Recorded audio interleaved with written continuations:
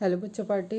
Environmental issue में हम लोगों ने एयर से रिलेटेड मतलब एयर पॉल्यूशन इश्यूज को रिजॉल्व करने की process and case study, then soil से रिलेटेड, वाटर से रिलेटेड, नॉइज से रिलेटेड, इस तरीके का हम लोगों ने एक आइडिया पूरा ले लिया, कवर हो गया था। Now next is agrochemical and their effects. Agrochemical word indicate क्या कर रहा है? Agro means related to agriculture, chemicals means chemical. ठीक है, तो एग्रीकल्चर को हाई करने के लिए, रेट ऑफ प्रोडक्टिविटी को बढ़ाने के लिए जो केमिकल्स यूज़ कर रहे हैं इन फॉर्म ऑफ, हम कह सकते हैं वीडीसाइड, फंजीसाइड, हर्बिसाइड, पेस्टिसाइड्स, इन सभी के फॉर्म में उसके प्रोडक्शन को इन्हेंस करने के लिए जो भी केमिकल्स यूज़ हो रहे थे उनके कुछ ट्रेसेस रिमेनिंग रहते हैं या उनके जो इम्पैक्ट, नेगेटिव इम्पैक्ट है, उन सभी को यहाँ पे उनका इफेक्ट एक देखेंगे और उसकी केस स्टडी।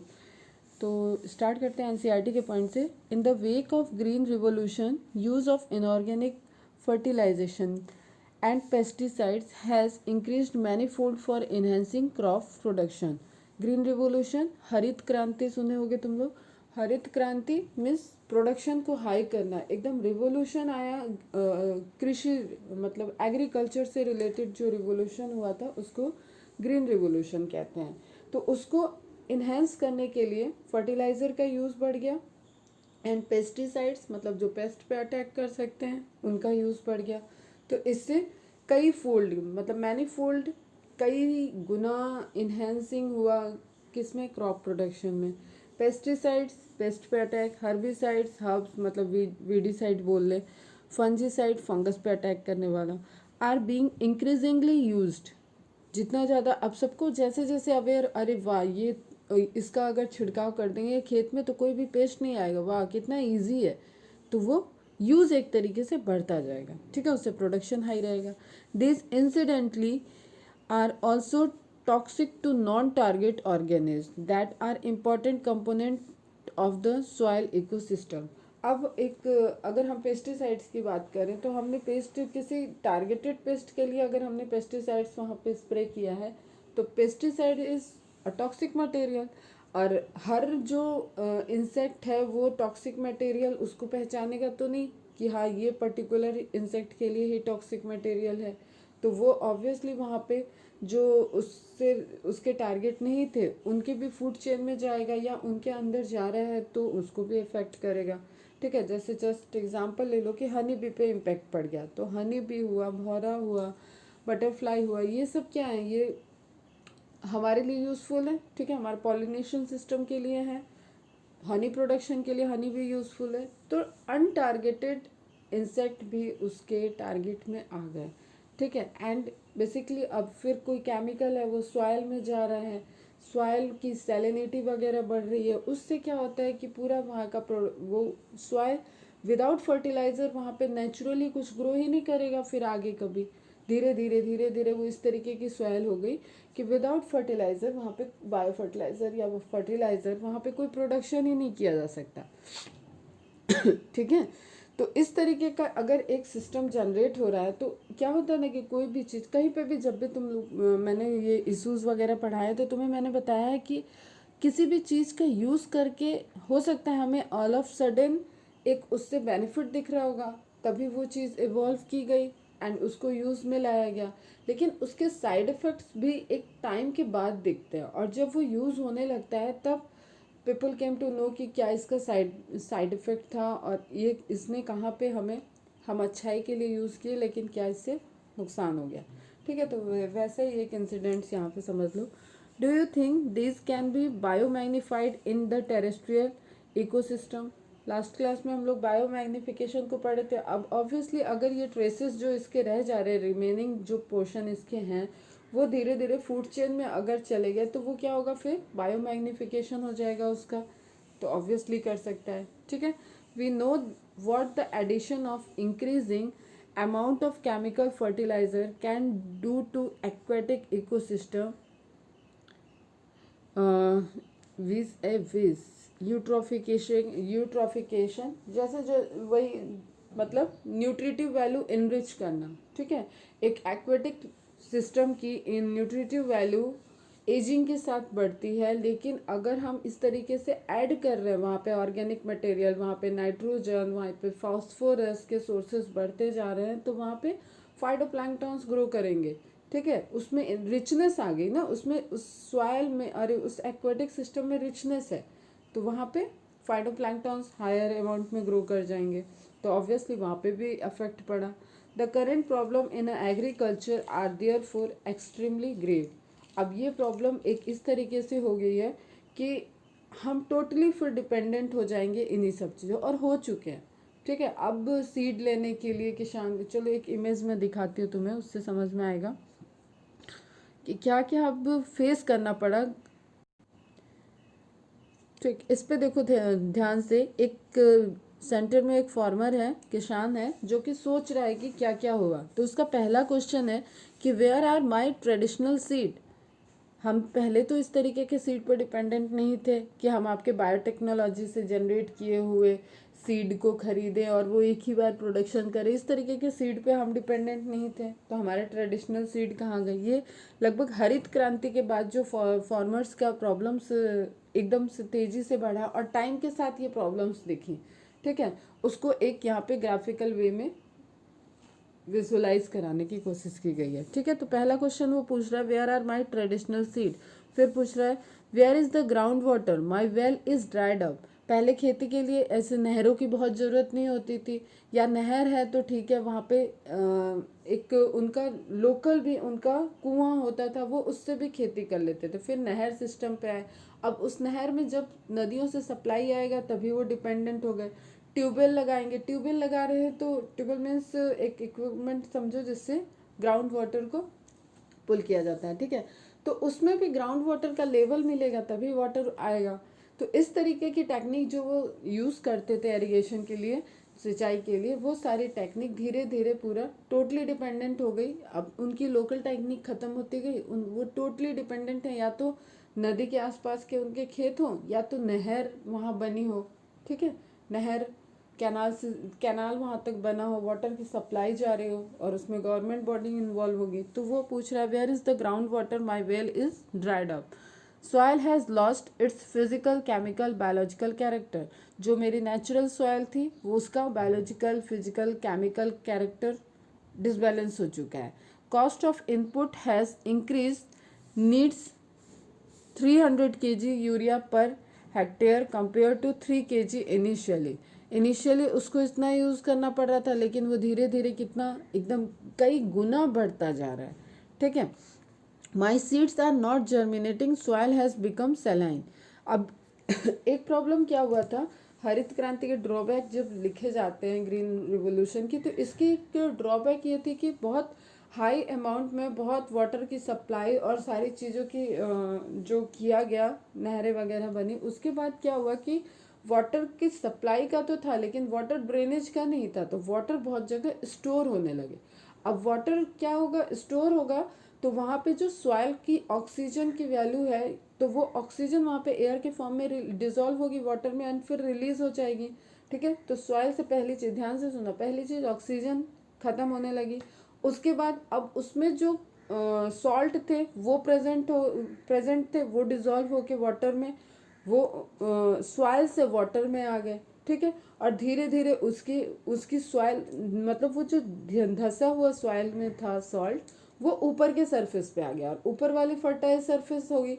ठीक है, जिस पे ग्रो कर रहा है कोई भी प्लांट, कोई भी खेती जब हो रही है तो वो जिससे इंटरेक्ट कर रहा है, तो उस सरफेस पे वो सॉल्ट आ गए वाटर के साथ साथ। ठीक है, तो वो सॉइल धीरे धीरे क्या हो रही है, सॉइल की सैलिनिटी हाई हो गई, तो सॉइल सेलाइन हो गया तो सीड को जर्मिनेशन में प्रॉब्लम आएगा। क्लियर? तो एक क्वेश्चन उसने किया, my seeds are not germinating, soil has become saline, I am indebted, should I suicide. अब तुम लोगों को अगर थोड़ा बहुत भी न्यूज़ आजकल की सुन रहे हो तो आजकल किसान के मुद्दे चल रहा है, काफ़ी ज़्यादा प्रोटेस्ट चल रहा है। ठीक है, तो इनका क्या प्रॉब्लम हो रहा है ना किसान का, कि अब हम सारे के सारे डिपेंडेंट हैं इन पे। ठीक है, हम जो भी खाना खा रहे हैं, हम दिन में चाहे घर में खा रहे हो या बाहर खा रहे हो, वो फूड, वो अनाज कहीं ना कहीं इनसे ही आ रहा है। लेकिन हम लोग इनको, हमारे इंडिया में क्या किया जाता है कि उतनी वैल्यू नहीं दे रहा है। ठीक है, कि क्या है ये, अगर देखो जैसे मैंने बताया कि ऑक्सीजन हमें फ्री में मिल रही है, ठीक है, लाइट हमें फ्री में मिल रही है, नेचुरल रिसोर्सेज जिनको हम यूज़ कर रहे हैं वो हमें फ्री में मिल रहा है, ठीक, तो हम उनका किस तरीके से यूज़ कर रहे हैं, वाटर वगैरह का किस तरीके से मिसयूज़ कर रहे हैं, वो सब हम लोगों ने देखा। अब यहाँ पे अगर एक हमने एग्जांपल देखा था कि ऑक्सीजन ख़त्म हो गया है तो हम लेबोरेटरी में ऑक्सीजन जनरेट करके सिलेंडर में पैक करके उसको बैकपैक की तरह अपने साथ कैरी करते रहेंगे और टाइम टू टाइम फिल कराते रहेंगे, जैसे व्हीकल वगैरह में हम फ्यूज़ फिल कराते हैं, ठीक। लेकिन उसी तरीके से हम फॉर ग्रांटेड ले रहे हैं इन फार्मर्स को, क्योंकि पहले हमारे कंट्री में क्या, अगर तुम यही चीज़ फॉरेन में देखोगे ना, फॉरेन के कंट्री में फार्मर्स बहुत रिच होते हैं, ठीक है। हमारे कंट्री में पंजाब साइड हरियाणा साइड के फार्मर बहुत रिच है। एक फार्मर मतलब नॉट अ छोटी मोटी चीज़ नहीं है वहाँ पे, ठीक है। उनकी पूरी फैमिली वो सबसे रिच में आएंगे उस एरिया के। बट पूरे ओवरऑल इंडिया की बात करी जाए तो फार्मर मतलब एक इमेजिनेशन भी करोगे तो धोती कुर्ता पहना हुआ मैला कुचला इंसान, थोड़ा सा कमज़ोर सा इंसान, पगड़ी बांधा हुआ, इस तरीके की इमेजिनेशन हम लोग को फिट कर दी गई है माइंड में, ठीक है। तो means just like a natural resources, ये भी हमें बहुत कम हमसे कुछ लेके हमें कुछ देते हैं, इसलिए ये इग्नोर्ड है थोड़ा, ठीक है। बल्कि ऐसा होना नहीं चाहिए। जैसे तुम लोगों ने एक वो सुना होगा, जय जवान जय किसान, तो उस तरीके की चीज़ें यहाँ पे मतलब एक तरीके की होनी चाहिए, प्रायोरिटी बेस्ड पे होनी चाहिए। तो ये जो सारी प्रॉब्लम आ रही है ये किससे आ रही, ये कहीं ना कहीं रिलेटेड है एग्रोकेमिकल इश्यूज से, ठीक है। जो उन्होंने पेस्टिसाइड्स यूज़ कर दिए, जो उन्होंने बायो फर्टिलाइज़र्स यूज़ किए, फर्टिलाइज़र्स यूज़ किए, जो केमिकल्स यूज़ किए, इनऑर्गेनिक फर्टिलाइज़र यूज़ किए, एट द एंड उसकी वजह से आज इनको इतना प्रॉब्लम है। और इसको अगर रिजॉल्व करने के लिए जो उनको फार्मिंग में इनपुट देना पड़ रहा है और कि अच्छी प्रोडक्टिविटी आए, तो आज कॉस्ट ऑफ फार्मिंग इतनी बढ़ चुकी है कि उसके लिए या तो वो लोन वगैरह है तो लोन लेंगे, अगर किसी वजह से उनकी फसल नहीं हुई, कोई एक्सीडेंटल या इन्वायरमेंटल इशू या व्हाटएवर, ठीक है। आजकल तो खेतों में आग भी लग जाती है, तो इस तरीके को कोई भी इश्यूज हुए जिससे उनकी फसल नहीं हुई तो वो ऑब्वियसली लोन नहीं चुका पाएंगे। तो तुम्हें एक सुनने में आता होगा काफ़ी सुसाइडल केस भी बढ़े हैं हमारे कंट्री में, ठीक है। लास्ट वो कह रहा है what if the new seeds fail, अगर नए सीड जो ले रहा है वो फेल हो जाएंगे तो क्या होगा, ठीक है। तो उसको फिर से दूसरे सीड परचेस करने पड़ेंगे। मतलब एक चेन चल रही है, वो बार बार इंटरेक्ट करेगा। पहले क्या होता था बेटा कि जो भी ग्रो किया है उसका सीड वो खुद रिजर्व करके रखते थे, घर में रिजर्व करके रखते थे, फिर नेक्स्ट ईयर जब वो क्रॉप प्रोडक्शन का टाइम आता था तो वो उसको यूज़ करते थे, क्लियर। अब एक साइंटिस्ट ध्यान में रखना, MS Swaminathan, father of green revolution in India, direct question है, आया हुआ भी है, इनके बारे में कुछ इन्फॉर्मेशन है यहाँ पे, ठीक।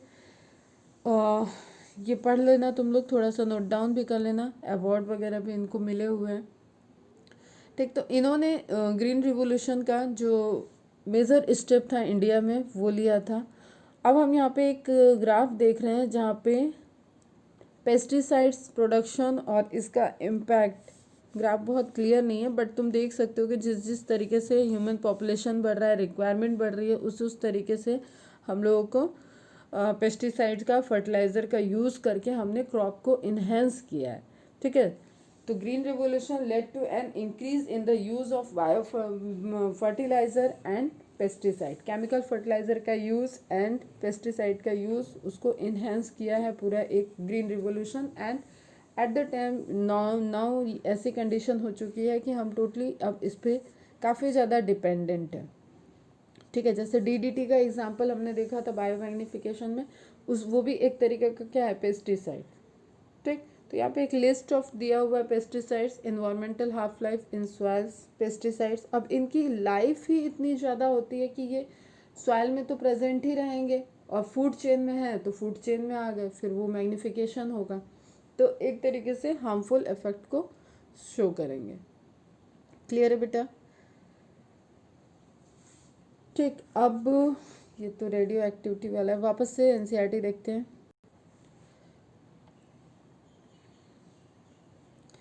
केस स्टडी अगर देखें तो ऑर्गेनिक फार्मिंग की केस स्टडी एक है रमेश चंद्र डागर की, तो आपको ये जो भी केस स्टडी वाले लोग हैं इनका नाम भी याद रखना होगा। इंटीग्रेटेड ऑर्गेनिक फार्मिंग, अब ऑर्गेनिक फार्मिंग का आइडिया और चीज़ें कैसे आई, यही डेप्थ वगैरह को लेके इनको, डागर जी को ये आइडिया आया कि हम जो स्पेस यूज़ कर रहे हैं ऑल टाइम, तो वहाँ पे खेती नहीं होती है, ठीक है, क्रॉप सीजनल होता है, या तो हम बहुत अच्छी हमारी फर्टिलिटी वाली सॉइल है या बहुत अच्छा हमारा कंडीशन है, तो हम एक ईयर में 1 2 3 हार्डली 3 क्रॉप ले सकते हैं एक एरिया से, ठीक है। या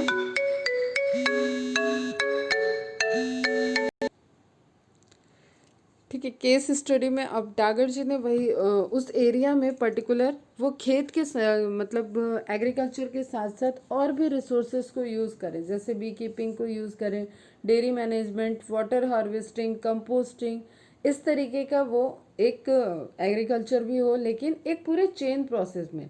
तो उससे क्या होगा, उनको जो fertiliser bio chemical fertiliser use कर रहे थे उसकी जगह वो नेचुरल फर्टिलाइज़र यूज़ कर पाएंगे, एंड साथ साथ में उनके और भी बिजनेस हैं, तो उनका जो मनी के लिए डिपेंडेंसी, जो लोन वाली प्रॉब्लम है, इन सारी चीज़ों से वो ओवरकम हो लिए, ठीक है। तो इस तरीके का केस स्टडी है। Integrated organic farming is a cyclic zero waste process where waste products from one process are cycled is in as nutrient for the other process, ठीक है। वेस्ट प्रोडक्ट, एक साइकिल का वेस्ट प्रोडक्ट दूसरे के लिए nutrient की तरह work कर रहे हैं। This allow the maximum utilization of resources and increase the efficiency of production. Ramesh Chandra Dagar, a farmer in Sonipat Haryana, देखो ये भी हरियाणा के हैं, is doing just this. He includes bee keeping, dairy management, he includes, देखो नेम इंपॉर्टेंट है बेटा, bee keeping, dairy management, water harvesting, composting and agriculture in a chain process which support each other and allow an extremely economical and substantial venture. There is no need to use chemical fertilizer for crops as cattle extra dung are used as manure. अब एक का waste product, ठीक है, वो जो उन्होंने dairy use की, तो डेयरी में जो कैटल्स यूज़ कर रहे हैं, यूज़ हो रहे हैं, उनके एक्सक्रीटरी मटेरियल को, उनके फीसेस को, उनके डंग को उन्होंने कन्वर्ट कर दिया फर्टिलाइज़र में, ठीक है। Crop waste is use to create compost. Crop waste है जो, अब क्रॉप में हमेशा ऐसा नहीं, तो आप जस्ट सपोज कि वीट है, ठीक है, तो वीट का आप सिर्फ ग्रेन ही तो लोगे, बाकी तो उसका भूसे में कन्वर्ट हो सकता है, तो वो फीड बन जाएगा, ठीक है, वो किसका, कैटल का फीड बन जाएगा। Crop waste is use to create compost, या कंपोस्ट भी बना ले उससे, which can be use as a natural fertiliser और can be use to generate natural gas for satisfying the energy needs of the farm. Enthusiastic about spreading information, अब natural gas, biogas system भी यहाँ पे, गोबर gas system भी बनाया जा सकता है, ठीक है। Enthusiastic about spreading information and help on the practice of the integrated organic farmer. Dagar has created the Haryana Kisan welfare club. अब यहाँ पे एक क्लब का नाम भी आ रहा है बेटा, उसको भी नोट डाउन कर लेना,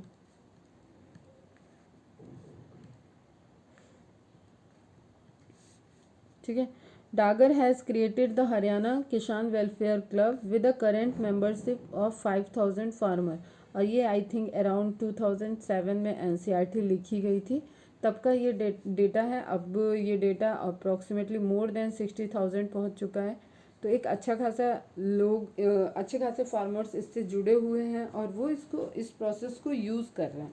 एंड यू नो अबाउट कि ऑर्गेनिक मटेरियल का, ऑर्गेनिक जो क्रॉप है, ऑर्गेनिक जो प्रोडक्ट है, उनकी कॉस्ट भी जो हम नॉर्मल प्रोडक्ट लेते हैं उनसे हाई होती है, ठीक है, तो उनको एक वो भी बेनिफिट है, क्लियर, ठीक है। तो ये एक केस स्टडी हो गई एग्रोकेमिकल इफेक्ट में। Now next is radio active waste. इससे भी हम लोग अवेयर हैं। पहले जब रेडियो एक्टिव एलिमेंट यूज़ करके इलेक्ट्रिसिटी वगैरह को जनरेट करने, मतलब न्यूक्लियर एनर्जी को यूज़ करके जनरेट करना स्टार्ट किया गया, तो एक आइडिया ये लगा कि अरे वाह, ये तो पॉल्यूटेंट फ्री है, ठीक है। फिर बाद में तो रेडिएशन इज़ तो मोर, मतलब वो भी तो बहुत ज़्यादा हार्मफुल है ना, रेडिएशन और उनकी जो हाफ लाइफ है रेडियो एक्टिव एलिमेंट की, टी हाफ तुम लोग पढ़े होगे, वो भी ऐसा है कि ये इन्वायरमेंट में भी रहेंगे, तो फिर इनका लीकेज होने का प्रॉब्लम, इनको किस तरीके से इनको डिस्ट्रॉय किया जाए, या कैसे इनको एक कहें कि बरीड करने के मतलब कैसे इनको ख़त्म किया जाए, ये सारी प्रॉब्लम फिर आई टाइम के साथ। तो initially the nuclear energy was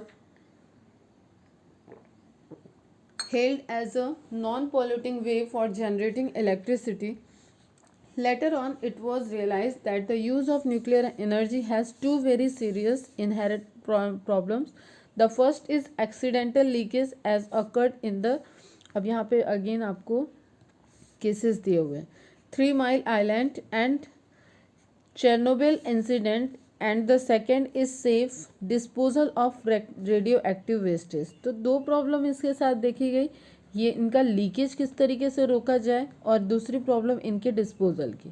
ठीक है, आप कहीं पे भी डिस्पोज करोगे तो धीरे धीरे धीरे धीरे ये वहाँ से रेडिएशन जब भी इनहेंस होगा, तो जिस एरिया में रेडिएशन को रेडिएशन दे रहे होंगे वहाँ पे इसका हार्मफुल इफेक्ट दिखेगा, लीथल इफेक्ट दिखेगा इनफैक्ट। ठीक है, अगर तुम्हें याद हो तो मैंने म्यूटेशन में, क्रोमोसोमल एब्रेशन में वहाँ पे बताया हुआ है रेडियो एक्टिव एलिमेंट भी एक तरीके का क्या है, म्यूटाजेन है।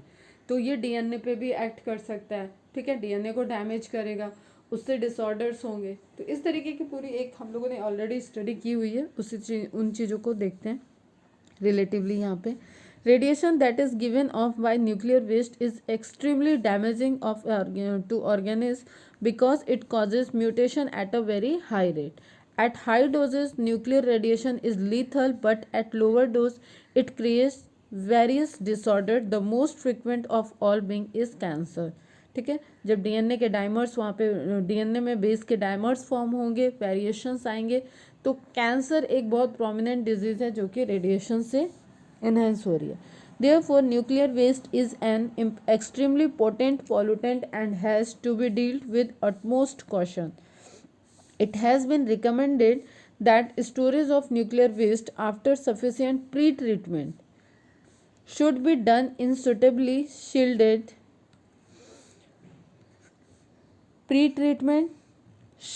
container, ठीक है, buried within the rocks about 500 meter deep. 500 metre deep में इसको एक शील्डेड बॉक्स में हम पैक करके और बरी कर दें।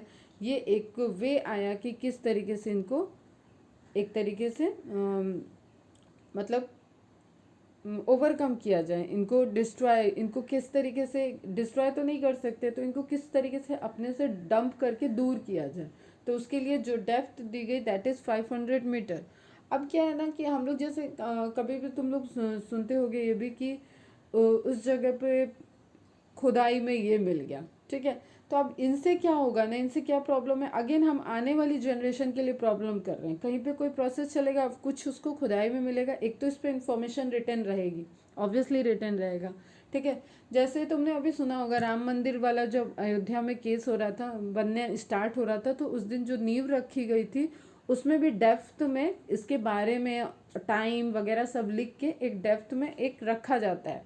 ठीक है, ताकि इन फ्यूचर वो किसी को मिले तो उसके बारे में इंफॉर्मेशन मिले, हाँ यहाँ पे मंदिर था।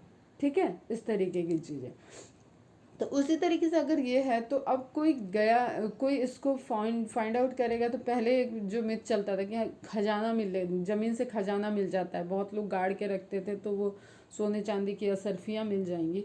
उस तरीके से अगर कोई पढ़ा लिखा ना हो, नहीं समझ रहा है कि उस पर तब तक लैंग्वेज बदल चुकी हो, वो उसको नहीं आइडेंटिफाई कर पा रहा है कि क्या इस पर लिखा है, और उसने ओपन कर दिया, तो दैट में cause a very high explosion.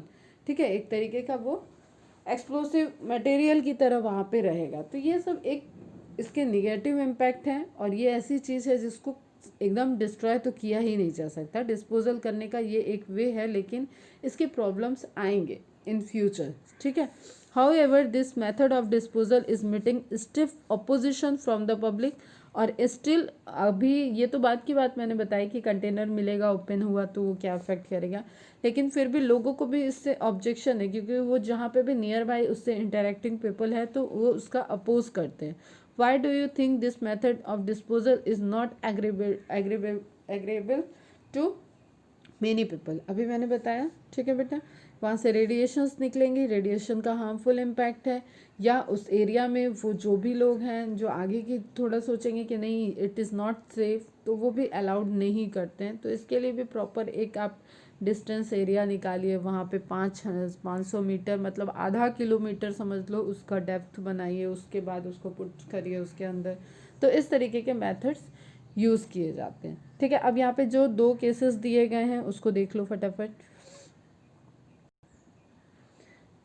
एक तो फर्स्ट वन है nuclear accident at 3 Mile island on March 28, 1979 and for several days thereafter as a. और तुम्हें पता है जब भी कोई न्यूक्लियर रेडिएशन होता है तो ऐसा नहीं कि तुरंत वहाँ पे इम्पैक्ट ख़त्म हो जाएगा, उसका इम्पैक्ट बहुत टाइम तक रहता है। Clear. Several days thereafter as a result of technical malfunction and human error, 3 Mile Island Unit 2 nuclear generating station was the scene of the nation's worst commercial nuclear accident. Radiation was released, a part of the nuclear core was damaged, and thousands of residents evacuated the area. Events where would cause basic changes throughout the world nuclear power industry. ठीक है। इस तरीके का जब incident हुआ तब उन लोग को जब इसकी मिसहैपनिंग रिपोर्टेड हुई, इतनी सारी डेथ रिपोर्टेड हुई, तो पीपल केम टू अवेयर कि दैट कि इसके क्या हार्मफुल इम्पैक्ट है। जब तक नहीं ठीक है कोई पॉल्यूटेंट नहीं क्रिएट हो रहा है, लेकिन अगर ये रिलीज हो गया, न्यूक्लियर रिएक्टर जो है वो बर्स्ट कर गए, तो it will have a harmful effect, ठीक है। उसका बहुत ज़्यादा हार्मफुल इफेक्ट है, तो इसकी अवेयरनेस आई। फिर जो बुक में दिया है दैट इज़ चेरनोबिल डिज़ास्टर।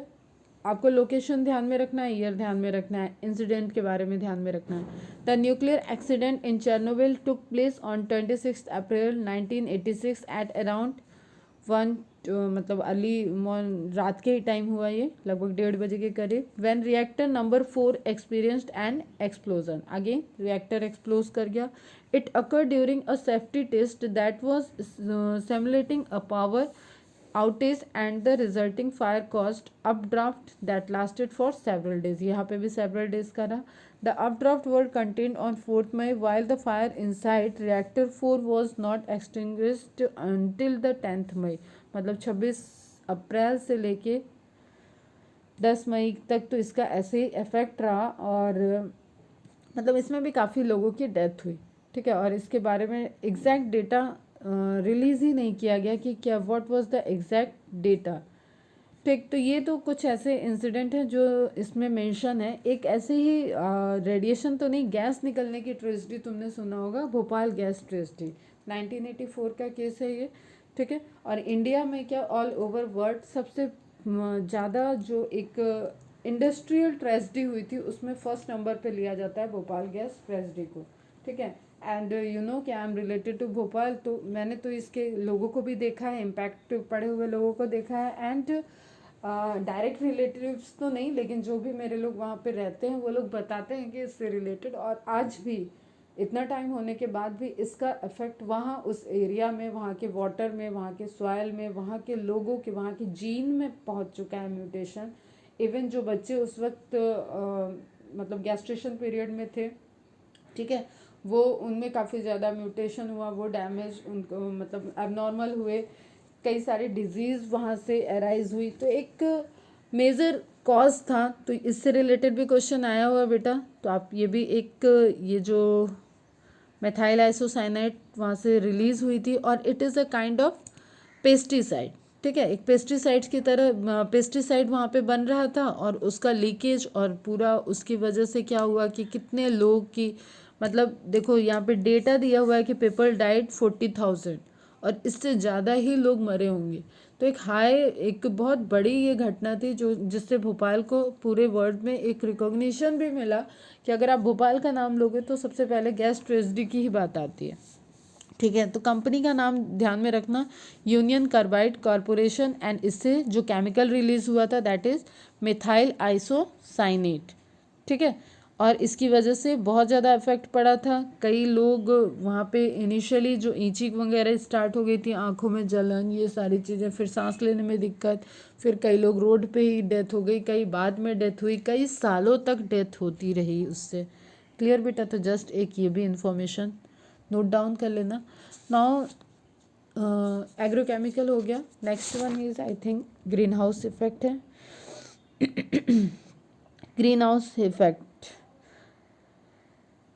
पता नहीं तुम लोग कितना समझते हो, लेकिन मैं जब छोटी थी तो मैं ग्रीन हाउस इफेक्ट एकदम नहीं समझ पाती थी कि ये है क्या चीज़. मुझे ऐसा लगता था कि ये कोई हार्मफुल इफेक्ट है. ठीक है, पहले ही मेरे मन में बैठा हुआ था कि ये हार्मफुल इफेक्ट है. फिर मेरे को ये कुछ खेती करने के लिए अफेक्ट किया जाता होगा, कुछ यूज़ किया जाता होगा. अरे तुम लोग के टाइम में तो बहुत सारे रिसोर्सेज हैं, हम लोग के टाइम में नहीं हो पाता था. अगर कुछ नहीं समझ में आ रहा है तो वो रिजॉल्व नहीं हो पाता था, नहीं हो पाया था मेरा भी कि ग्रीन हाउस इफेक्ट है क्या. इसी तरीके से मैं तुम लोग को एक केस बताती हूँ कि गोलमेज सम्मेलन एक हिस्ट्री में था कि गोलमेज सम्मेलन. ठीक है,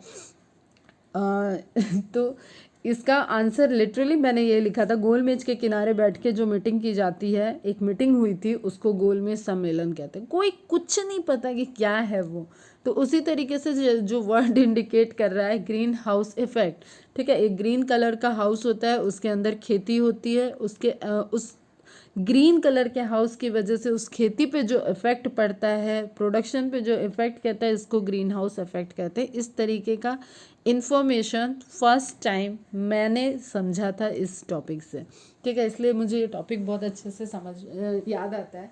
तो ग्रीन हाउस इफेक्ट बेसिकली क्या होता है, it is created by the radiation, जो एब्जॉर्ब हुआ लाइट.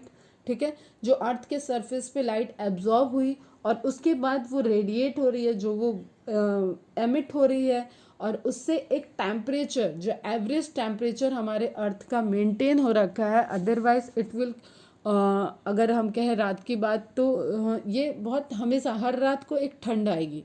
ठीक है, हर जगह एक ठंड होगी. तो एक एवरेज टेम्परेचर जो होता है वो -18 डिग्री होता अगर ग्रीन हाउस इफेक्ट नहीं होता. तो that is a natural process. और मेरे माइंड में क्या सेट हो गया था कि it is a created process. ठीक है, ह्यूमन क्रिएटेड प्रोसेस. तो actually green house effect is natural process, जिससे कि अभी हम लोगों का जो टेम्परेचर होता है वो एवरेज टेम्परेचर लिया जाए अर्थ का तो that is 15 degree Celsius. But अगर ग्रीन हाउस इफेक्ट नहीं होगा तो वो -18. तो जो एक कहते हैं ना कि हम लोग ठंड लगती है तो ओवर कोट पहन रहे हैं या जैकेट पहन रहे हैं, तो हमारी बॉडी से निकलने वाला जो हीट है उसके बीच में और इन्वायरमेंट के बीच में एक लेयर आ गई. ठीक, समझना इस चीज़ को अच्छे से. अगर पहले से भी समझ में आता है तो भी समझ लेना. ठीक है, इसी तरीके से एक ब्लैंकेट हम ओढ़ते हैं. ठीक है, ब्लैंकेट हम ले रहे हैं, ठंड लग रही है, तो एक्चुअली में वो ब्लैंकेट क्या कर रहा है, हमारे और इन्वायरमेंट के टेम्परेचर के, हमारी बॉडी टेम्परेचर और इन्वायरमेंट के बीच में एक लेयर उसने बना रखी. सेम वे में जो लाइट, जो सनरेज एब्जॉर्ब हो रही है, उसके एमिट होने में एक लेयर बन रही है. ठीक है, जो जिसमें गैसेस इन्वॉल्व हैं और उससे टेम्परेचर मेंटेन हो रहा है. ठीक है, एटमॉस्फेरिक लेयर उसमें इन्वॉल्व हो रही है और ओवरऑल अर्थ का टेम्परेचर मेंटेन हुआ. That is green house effect. लेकिन इसको अगर एक लिमिट से ज़्यादा जो अब बढ़ता जा रहा है, that will be a issue. Clear बेटा? तो वही चीज़ है. The term green house effect has been derived from a phenomena that occurs in a green house. Clear? इतनी हमें भी पता थी. Have you ever seen a green house? It looks like a small glass house and is used for growing plants, especially during winter. In a greenhouse, the glass panel lets the light in but does not allow heat to escape. ये important point है बेटा. किस तरीके से वहाँ temperature maintain हो रहा है ग्रीन हाउस इफेक्ट में? लाइट इन कर सकती है, लेकिन जो उससे हीट जनरेट हो रहा है वो एमिट तो होगा. वो उस जैसे सपोज ये ग्रीन हाउस का ग्लास शील्ड है और इसके अंदर प्लांट ग्रो कर रहे हैं, तो लाइट यहाँ से इन हो रही है. ठीक है, और यहाँ प्लांट है, ये ग्रो कर रहे हैं. ये अब यहाँ पे जो हीट यहाँ पे सर्कुलेट हो रहा है उसको यूज़ करके एक यहाँ पे टेम्परेचर बना हुआ है. बाहर इन्वायरमेंट का टेम्परेचर भले ही ठंड है, वहाँ पे माइनस में टेम्परेचर है, लेकिन इसके अंदर माइनस में नहीं भी होगा तो भी ठंड है, और यहाँ पे एक टेम्परेचर मेंटेन है जो इसकी ग्रोथ के लिए फेवरेबल होगा. क्लियर बेटा? That is green house effect. ठीक है, इसको क्रिएट किया जाता है बहुत जो कोल्ड कंट्रीज़ वगैरह हैं वहाँ पे एग्रीकल्चर में भी यूज़ किया जाता है, क्रॉप प्रोडक्शन में भी यूज़ हो सकता है.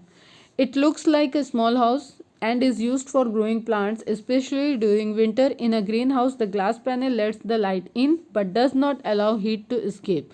Therefore, the greenhouse warms up very much like inside a car that has been parked in the sun for a few hours. क्या एग्जाम्पल दिया, देखो इसको भी बहुत जल्दी बहुत लोगों ने फेस किया होगा। अगर हम लोग, और यहाँ पे तो गर्मी पड़ती है तो किया ही है, ठीक है।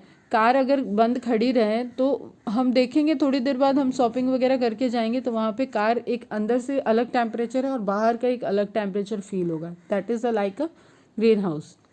The greenhouse effect is naturally occurring phenomena. देखो ये जो मुझे नहीं समझ में आता था, that is responsible for heating of earth surface and atmosphere. अभी तो बुक इतनी इजी दिख रही है ना बेटा कि बुक से तो एटलीस्ट समझ में आ रहा है कि प्रोसेस क्या। हम लोग का तो बुक भी ऐसा नहीं, बस नाम आ गया और समझ लो कि अब क्या है, ठीक। तो अर्थ के सरफेस पे हीट जो एब्जॉर्ब हो रही है उससे रिलीज हो रही है, उससे जनरेट हो रहा है greenhouse effect. Greenhouse gases absorb long wave infrared radiation from the earth and emit it again towards the earth. The cycle continues till the earth surface has no long wave radiation to emit. तो इसी surface में ये rotate होता रहेगा, मतलब वही जिस तरीके से वो ग्लास से वो कवरिंग ग्रीन हाउस की हीट को एस्केप नहीं होने दे रही है, उसी तरीके से ये हमारी जो गैसेस कवरिंग होगी वो ये जो एमिट है लाइट ये जो टेम्परेचर है उसको उसको हमारे एटमॉस्फेयर से बाहर नहीं जाने देगा, उससे एक टेम्परेचर मेंटेन रहेगा। Surprise to know that without greenhouse effect the average temperature of surface of earth, देखो ये डेटा बेटा इंपॉर्टेंट है, have been a chilly -18 degree rather than the present average of 15 degree.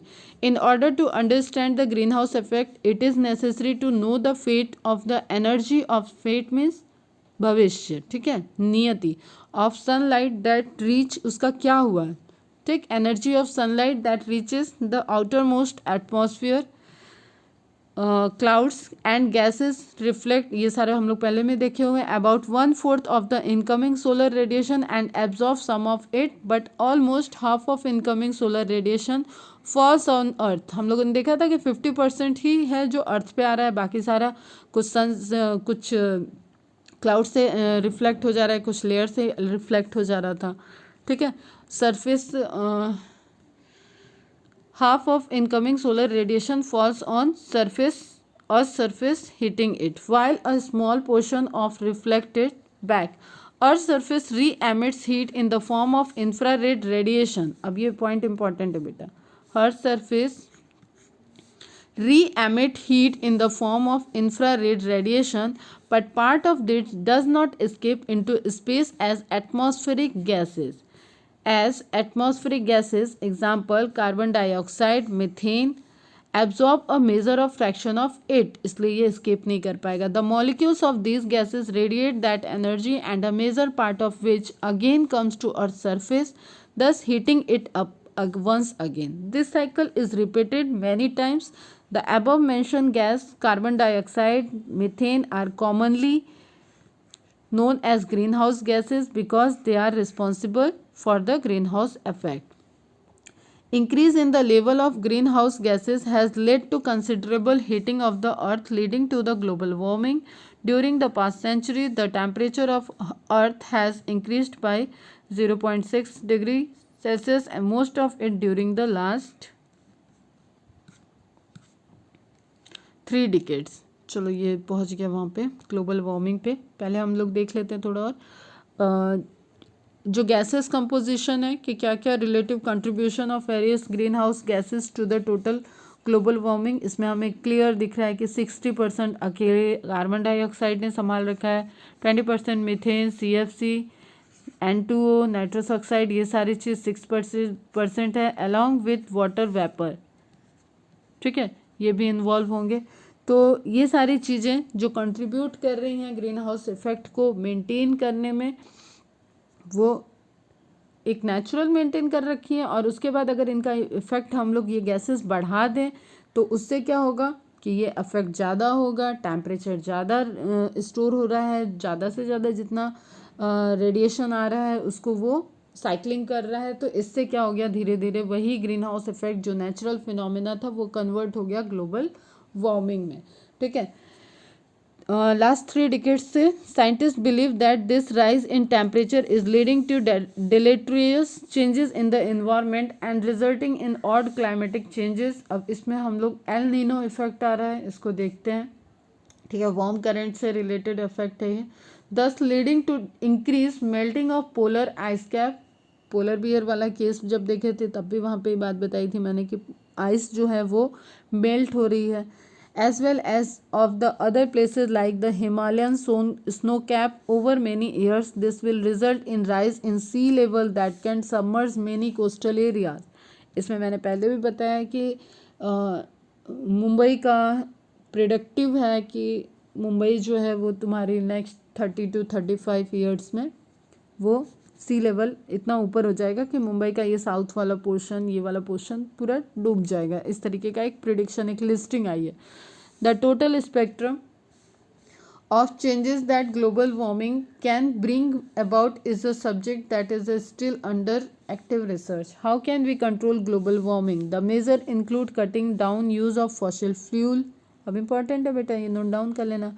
Improving efficiency of energy uses, reducing deforestation, planting tree and slowing down the growth of human population. International इन सब से हम क्या कर सकते हैं कि global warming को prevent कर सकते हैं।